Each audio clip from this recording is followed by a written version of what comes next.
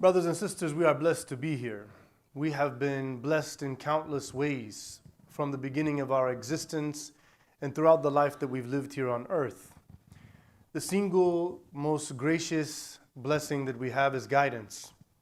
That someone would know with clarity who they really are, what they're doing in life, and how to prepare for the eventuality of death that's coming to all of us. So we praise Allah an abundant praise from the bottom of our hearts. We ask Him to send His peace and blessings and mercy on His final messenger Muhammad and all of those who follow him until the day of judgment. In the miraculous communication that God sent down to His final messenger Muhammad, peace and blessings be upon him, there are various ways that it is clearly something that no human being could write. And one of those elements was what we call the science of balagha, the very nuanced form of communication in which eloquent expression brings a point to clarity that the one who's listening or reading is deeply moved by it. And so the Prophet Muhammad, peace and blessings be upon him, being like 95% plus of his neighbors in Arabia, he wasn't able to read and write. He wasn't someone who has studied any linguistics. Even though poetry was a very profound part of the Arabian society, the Prophet Muhammad, peace and blessings be upon him, was never known to sit with the poets. He was never learned poetry. He was a shepherd who learned mercantilism, going on some of the caravans. And yet when he spoke the Quran, not only was the Quran the most profound expression they had heard, it isn't like the poetry. It has its own unique style. And so one of the underlying themes of the Quran that comes up and making points very clear is what we call tibaq or muqabala.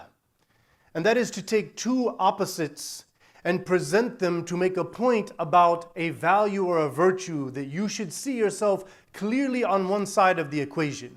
Because now you're seeing that you don't want to be maybe in this situation. Starting from Surah Al-Fatiha. In Surah Al-Fatiha, we have the first half of it is telling us how can we attain the favor and the blessing of God? How can we be guided believers? And so then right after that, he gives us the opposite.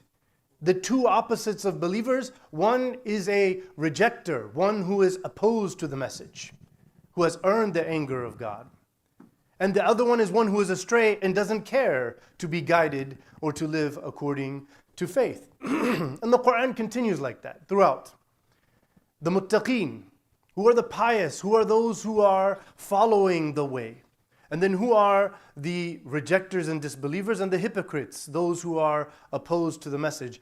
And he tells us who are these people, why are they like this, why are they like that.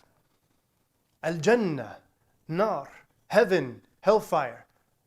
What are those things? What do they look like? What is their reality? What are the people who end up in them? Why are those people the way they are? You can see these polar opposites. Al-Haqq wal-Batil, truth and falsehood.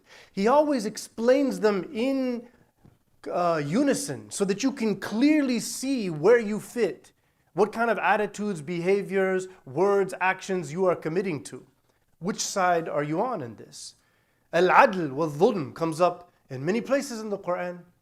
So justice and being fair versus being an oppressor or unjust. And so it's very important to look at the Quran to see how profoundly clear it is for one who is reading. And so it's very sad right now as we see, mashallah, after people struggled and strived for 13 years facing destruction in Syria. And these people were willing to fight and put their life on the line. And they trusted in God, and those who won that fight, they were trusting in their faith. They were following the teachings of Islam. And so now they've announced to everybody that we're not here to force anything on anyone. We want this a free country, whichever group, your background you come from, as long as we all agree to live here together, we are going to live like that. And yet now you see people in Damascus carrying big signs. We want a secular democracy. We want the Western ideas for us.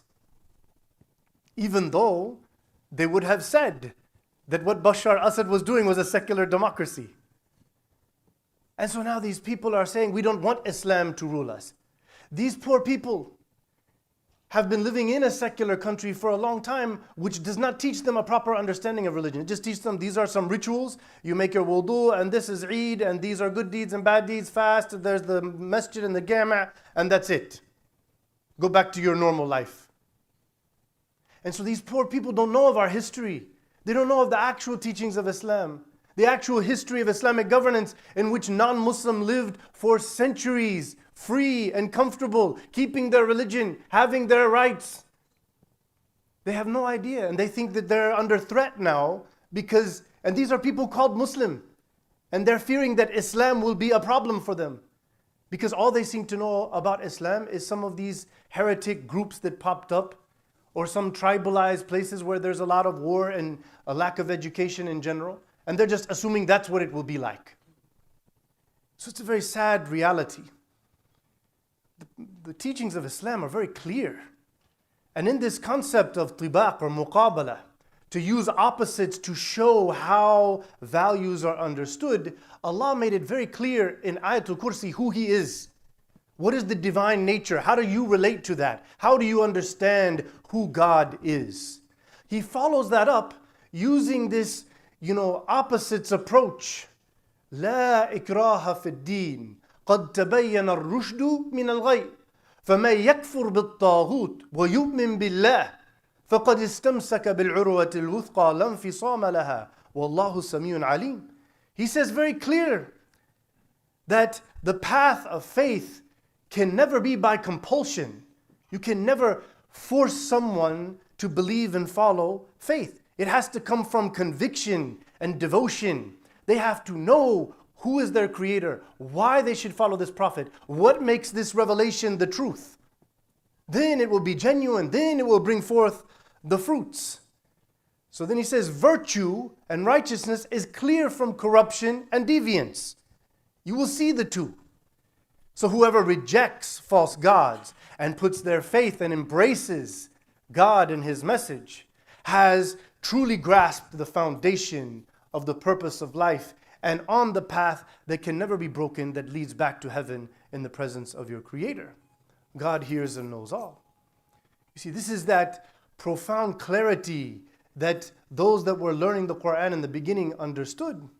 He gives us these plays on opposites so that we can see. وَمَنْ كَانَ مَيْتًا فَأَحْيَيْنَاهُ وَجَعَلْنَا لَهُ نُورًا يَمْشِي بِهِ فِي النَّاسِ كَمَنْ مَثَلُهُ فِي الظُّلُمَاتِ لَيْسَ بِخَارِجٍ مِّنْهَا كَذَلِكَ زُيِّنَ لِلْكَافِرِينَ مَا كَانُوا يَعْمَلُونَ.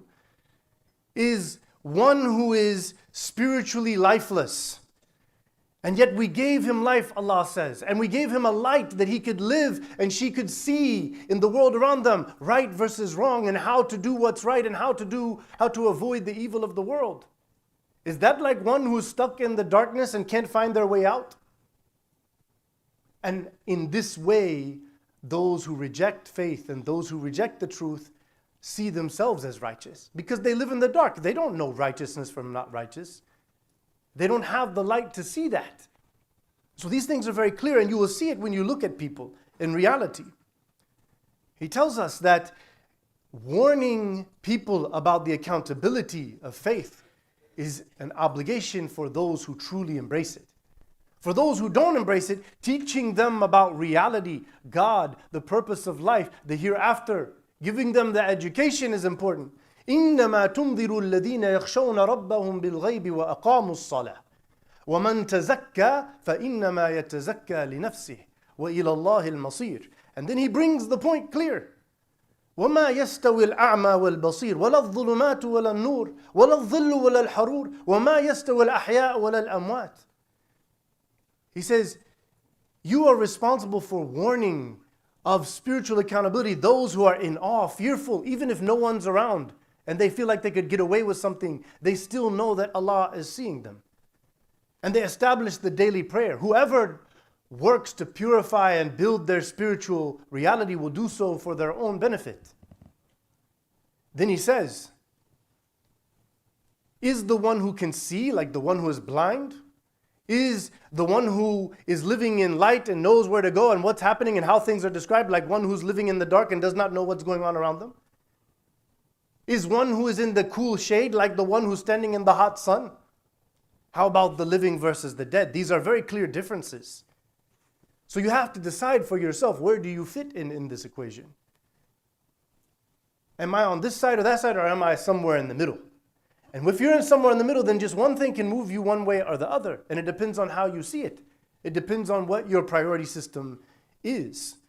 And that's why the very profound surah that came right at the beginning of Revelation hit them very hard. Surah Al-Layl. وَاللَّيْلِ إِذَا يَغْشَى وَالنَّهَارِ إِذَا تَجَلَّى وَمَا خَلَقَ الذَّكَرَ وَالْأُنثَى إِنَّ سَعْيَكُمْ لَشَتَّى فَأَمَّا مَنْ أَعْطَى وَاتَّقَى وَصَدَّقَ بِالْحُسْنَى فَسَنُيَسِّرُهُ لِلْيُسْرَى وَأَمَّا مَنْ بَخِلَ وَاسْتَغْنَى وَكَذَّبَ بِالْحُسْنَى فَسَنُيَسِّرُهُ لِلْعُسْرَى. See, this is why he's doing this. He opens up swearing by the night, becomes very dark outside. And then he swears by the day and how it becomes so bright and you can see.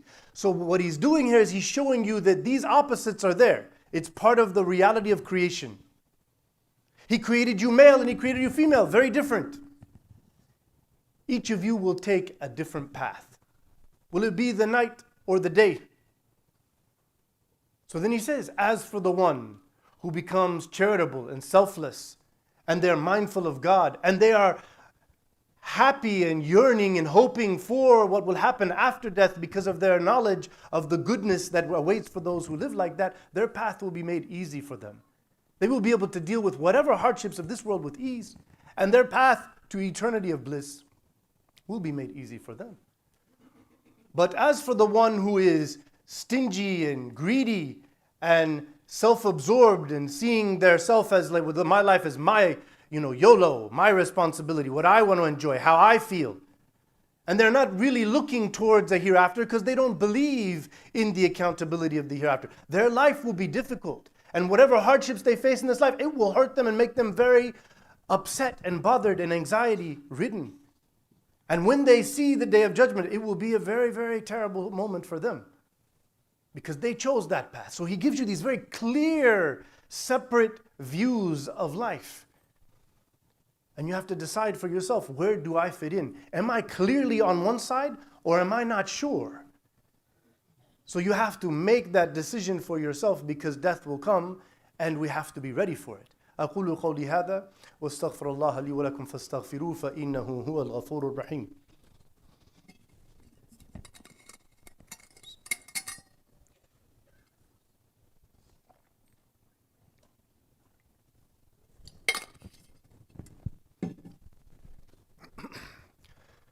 بسم الله والحمد لله والصلاة والسلام على رسول الله. The Quran tells us about the certainty that's coming to all of us. وَاعْبُدْ رَبَّكَ حَتَّى يَأْتِيَكَ الْيَقِينُ. Death is certain. And so preparing for death is the purpose of life. And one who puts their self in position to die so that others could have life and freedom and comfort is a martyr. And this is the best of people. There will be no day of judgment for the martyr. One who is willing to put their life on the line, knowing I'm in a situation where I could die. That person has done something very profound. The Quran reminds us not to look at their reality as it seems. When someone's killed, they're dead. We've lost this person. We're sad. We're upset. Look at how bad that looks. That's the thought process. So Allah says, using this same thing, وَلَا تَحْسَبَنَّ الَّذِينَ قُتِلُوا فِي سَبِيلِ اللَّهِ أَمْوَاتًا بَلْ أَحْيَاءٌ عِنْدَ رَبِّهِمْ يُرْزَقُونَ فَرِحِينَ بِمَا آتَاهُمُ اللَّهُ مِنْ فَضْلِهِ وَيَسْتَبْشِرُونَ بِالَّذِينَ لَمْ يَلْحَقُوا بِهِمْ مِنْ خَلْفِهِمْ أَلَّا خَوْفٌ عَلَيْهِمْ وَلَا هُمْ يَحْزَنُونَ. He says, never think about one who died in the path of God, that they're dead. No, they are living. And not only are they living, when you see somebody's dead, that they're not having any food to eat, they don't have any wealth with them. لَا عِنْدَ رَبِّهِمْ يُرْزَقُونَ. They are still living and they are still having the blessing because they bypass the need for an accountability because they gave it all. And they are happy. Again, when you think of death and dying and being killed, you think of sadness. So he says, farihina, they're happy with where they're at and what they have and the blessing they're living in because of what God has given them. And they're praying and hoping that their family and friends will join them later, praying and giving them that, message of truth that if you stick to the straight path, there's nothing to fear and nothing to be sad about. We have many amazing inspirational examples in the martyrs of Gaza over the last year. Like Abu Diya, Khalid Nabhan, the martyr, the shaheed. We know him as the one who picked up his lifeless body of his granddaughter and he held her up and kissed her and held her saying, "You're the soul of my soul." And people saw this. And while he was doing that, he was smiling. So after losing his son and many other family members, people are videotaping him. And he spends his days giving what little food he has left when you can see his face and his body becoming more and more skinny because there's no food to eat. And he's feeding the children and the cats with a smile on his face. Through the terror he was living in, constant bombing, attacks, sickness, death, destruction, the man was smiling. Radiyallahu ta'ala anhu. Because he was a man who knew the difference, the very clear opposite difference between himself and those who are bombing him. He's a student of the Quran, as any believer should be. And that is the secret to the yusr, to the ease that he had. You have to ask yourself where you fit into this equation. If you were being bombed, would you be smiling? What kind of things are we going through right now in our comfort here in America where we get all upset and sad and depressed over? What are we doing here? So mashallah, Shaheed Abu Diya was invited to the ICNA conference in May for a broadcast Zoom in Baltimore. And so they pulled him up on the screen and here he is smiling with his mashallah amama. And they were talking and he was telling them and they were asking questions. And then Sheikh Yasir Qadhi says, "Can you give us an advice?" And of course, his advice was Jawami al-Kalim. He brings al-muqabala, al-jamila from the Prophet sallallahu alaihi wasallam. He said, "My advice to you as American Muslims, to be examples, to be dua. All of you should be the examples calling to this message." He said, "Inna min al-nasi nasan mafatihan lil-khayr wa maghaliqan lil-sharr. Wa min al-nasi mafatihan lil-sharr wa maghaliqan lil-khayr. Fatuba liman ja'ala Allahu mafatihan lil-khayr ala yadayhi. Wa waylul liman ju'ila mafatih al-sharr ala yadayhi." And so the Prophet ﷺ said, there are among people those who are known to open the doors of good for anyone. Whatever good they can do, however they can help, trying to make life better for others. And there are those that are looking for ways to stop the means of harm and corruption and lies and sin. And they're trying to prevent that. Then there are the opposite type of people. People like those that are bombing his country, those that took his life in this world, only strengthening his situation. And they are known for opening the doors of evil in so many ways. And they are known for those that close the doors to good. And so it's important for us to be the one whom the Prophet ﷺ has given glad tidings, to be known for this. So after he gave this hadith to the people, then they asked him, "Give us another advice." And he went for like 2 minutes on what we know is Bayt al-Qasid, the essence of our problem as believers. He said you should seek knowledge.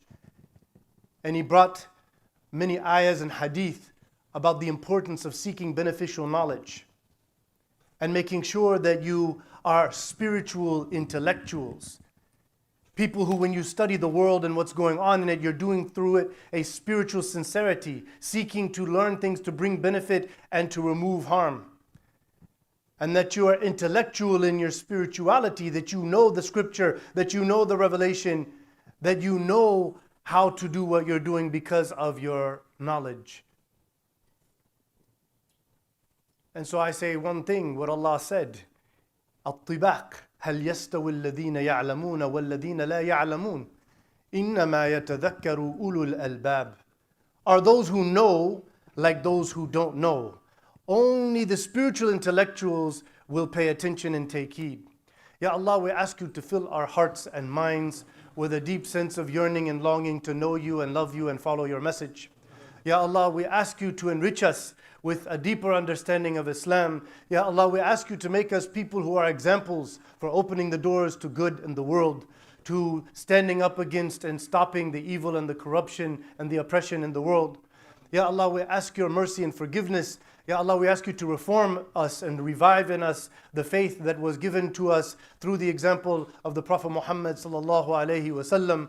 Ya Allah, we ask you to make us a people who hear a good word and follow it to the best of our abilities, that you strengthen and empower us as a people, that we can show the truth of Islam, that we can communicate your beautiful oneness, that people can see the reality that underlies everything that exists, that they can live in a way serving your cause as those who are surrendering to your will. Ya Allah, we ask you to make us worthy of the intercession of your beloved sallallahu alaihi wasallam. And if it is your will, we ask you to make us among the martyrs and join all of the people of paradise, for those who have lived their life and gave their life for righteousness, piety, truth, and justice. Wa sallallahu ala Muhammad wa ala alihi wa sahbihi ajma'in.